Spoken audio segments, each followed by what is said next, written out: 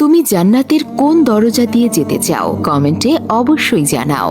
জান্নাতের 8টি দরজা আছে। প্রথম দরজা বাব আল জিকির। এই দরজা দিয়ে সেই সব মুসলমান প্রবেশ করবে যারা আল্লাহর জিকির করে। দ্বিতীয় দরজা বাব আল ইমান। এই দরজা দিয়ে সেই সব মুসলমান প্রবেশ করবে যাদের আল্লাহর উপর প্রকৃত ইমান আছে। তৃতীয় দরজা বাব আল কাজিমিন। এই দরজা দিয়ে সেই সব মুসলমান প্রবেশ করবে যারা রাগকে নিয়ন্ত্রণ করতে পারে এবং অন্যদের ক্ষমা করে। চতুর্থ দরজা আল হজ। এই দরজা দিয়ে সেই সব মুসলমান প্রবেশ করবে যারা আল্লাহর সন্তুষ্টির জন্য হজ করেছে। পঞ্চম দরজা আল রায়ান। এই দরজা দিয়ে সেই সব মুসলমান প্রবেশ করবে যারা আল্লাহর জন্য রোজা রাখে। ষষ্ঠ দরজা আল সাদাকা।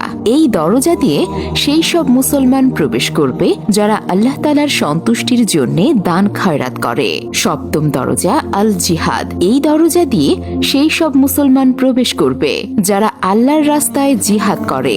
অষ্টম দরজা আল সালাত। এই দরজা দিয়ে সেই সব মুসলমান প্রবেশ করবে যারা নামাজের ব্যাপারে নিয়মিত ছিল।